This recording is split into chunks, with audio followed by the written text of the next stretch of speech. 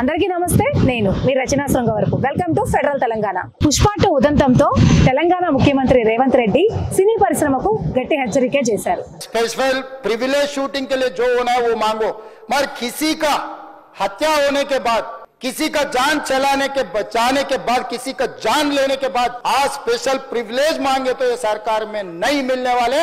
मैं जब तक मैं कुर्सी में रहता हूं तब तक नहीं देता हूं। కానీ ఇది జరిగి నెల రోజులు కూడా కాకముందే గేమ్ చేంజర్ సినిమాకి టికెట్ రేట్లు పెంచడం అన్నదాన్ని ఏ కోణంలో చూడొచ్చు. రాజకీయాల్లో ప్రతిపక్షాలు వివాదాలు రెండు సహజమే. రాజకీయంలో ఎవరికి శాశ్వత శత్రువు అంటూ కూడా ఉండరు. అలాగే సినీ పరిశ్రమకు రాజకీయాలతో కూడా ఒక సత్సంబంధాలు అయితే ఎప్పటి నుంచో నడుస్తూనే ఉన్నాయి. పుష్ప 2 తొక్కిసలాట సందర్భంలో అల్లు అర్జున్ గారి స్పందన కావచ్చు, అటు దానికి తగ్గట్టు రేవంత్ రెడ్డి గారి ప్రతిస్పందన కావచ్చు గట్టిగానే ఉంది. సినిమా అన్నది ప్రజలకు ఒక వినోద సాధనం కాబట్టి అది ప్రజలకు ఇబ్బంది కలిగించినంత వరకు కూడా ప్రభుత్వం సినిమాకు ఆసరాగానే ఉంటుంది. కానీ ప్రజలకు ఇబ్బంది కలిగిన ప్రాణ నష్టం లాంటి దారుణమైనటువంటి సంఘటనలు జరిగినప్పుడు మాత్రం ప్రభుత్వం చాలా గట్టి చర్యలు తీసుకుంటుంది అన్న విషయాన్ని సినీ పరిశ్రమకు గట్టిగా చెప్పడానికే రేవంత్ రెడ్డి గారు ఇంత గట్టిగా ఉన్నారని అనుకోవచ్చు. కానీ ఇదే పట్టుదలను ఇప్పుడు కూడా కొనసాగిస్తూ పోతే అది కాంగ్రెస్ ప్రభుత్వానికి లాభమా, కొన్ని ప్రజలకు లాభమా, అటు సినీ పరిశ్రమకు లాభమా అంటే ఎటు చూసినా మనకు మొండి చెయ్య కనిపిస్తుంది. ఎందుకంటే అటు సినీ పరిశ్రమకు వల్ల వచ్చే ఆదాయం కూడా ప్రభుత్వానికి ఒక కీలక వనరనే చెప్పుకోవచ్చు. ఒక సినిమా ప్రీమియర్ షో జరిగింది, దానివల్ల రేవతి అనే వ్యక్తి మరణించింది. అప్పుడు రాష్ట్రానికి ముఖ్యమంత్రిగా రేవంత్ రెడ్డి గారు ఖచ్చితంగా ఇటువంటి చర్య జరిగినప్పుడు మేము చాలా స్ట్రాంగ్గా ఉంటాము, ఎంత పెద్దవాళ్ళైనా సరే ఊరుకోము అనే విషయం ప్రజల ప్రయోజనాల దృష్ట్యా చెప్పాల్సిన అవసరం ఉంది.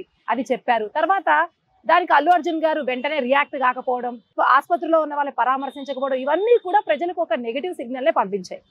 తర్వాత ఇదంతా అయిపోయిన తర్వాత ఎప్పుడైతే ఇదంతా జరుగుతుంది కొంత నెగిటివ్గా ఉన్నప్పుడు సినీ ప్రముఖులందరూ కలిసి రేవంత్ రెడ్డి గారిని కలిసి అడగడం, ఆయన కూడా సినిమాను అంతర్జాతీయ స్థాయికి తీసుకెళ్లే ప్రయత్నాల వేటికైనా సరే ప్రభుత్వ సహకారం ఉంటుంది, అలాగే సినిమా కోసం కొంత భూములు కూడా కేటాయిస్తానని చెప్పడం, ఇదంతా కూడా కొంత రాజకీయాల్లో భాగం. ఎందుకంటే ఒక శాశ్వత శత్రుత్వం లేకుండా ఒకళ్ళు ఒక మెట్టు దిగినప్పుడు మనం కూడా ప్రజల ప్రయోజనాల దృష్ట్యా ఇంకొక మెట్టు దిగి ఒక సహృదయ వాతావరణం ఉన్నటువంటి సంబంధాలు ఏర్పరచుకోవడం అనేది రాజకీయాల్లో జరగాల్సిందే. ఎందుకంటే ఒక వ్యక్తితో కానీ లేకపోతే ఒక సంస్థతో కానీ రాజకీయాల్లో ఉన్నప్పుడు ఏ రాజకీయ నాయకులు శత్రుత్వం పెట్టుకోవాల్సిన అవసరం లేదు.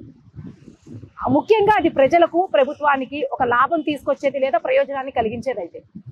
ఎందుకంటే ఇప్పటి వరకు కూడా రేవతి గారు మరణించినప్పటికీ చాలా తొక్కిసలాటలు జరిగినప్పటికీ గేమ్ చేంజర్లో ఇప్పటి నుంచి కూడా ప్రజల నుండి ఎటువంటి వ్యతిరేకత రాలేదు. బెనిఫిట్ షోలు ఆపమని కానీ టికెట్ రేట్లు పెంచొద్దు కానీ ప్రజలు రోడ్ల మీదకి వచ్చి నిరసన చేయడం కానీ బాహాటంగా ప్రదర్శించడం కానీ ఎటువంటివి కూడా మనం భారతదేశంలో ఎక్కడా చూడలేదు, ఆంధ్రప్రదేశ్ తెలంగాణ రాష్ట్రాల్లో కూడా చూడలేదు. మరి అటువంటప్పుడు దీన్ని మనం ప్రజలు ఆమోదించిన చర్యగానే భావించవచ్చు.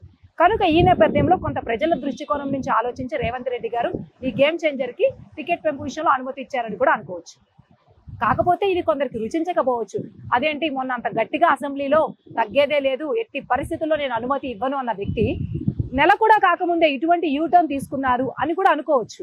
కానీ ఏ విషయాన్ని కూడా వ్యక్తిగతంగా ఒక ముఖ్యమంత్రి స్థాయిలో ఉన్నప్పుడు, ప్రభుత్వాల్లో ఉన్నప్పుడు, రాజకీయాల్లో ఉన్నప్పుడు వ్యక్తిగత స్థాయిగా దీన్ని ఒక వ్యక్తిగత కక్షగా భావించి కక్షాపూరిత చర్యలు తీసుకోవడం ఏ ప్రభుత్వానికి తగదు. ఆ కోణంలో ఆలోచిస్తే మాత్రం రేవంత్ రెడ్డి గారు చేసింది ఒక రాజకీయ విజ్ఞతతో చేసిన చర్యగానే భావించవచ్చు. మరి రేవంత్ రెడ్డి గారు గేమ్ చేంజర్ టికెట్ రేట్లను పెంచడం గురించి మీరేమనుకుంటున్నారో కామెంట్లలో తెలియజేయండి. With the signing off me Rachana.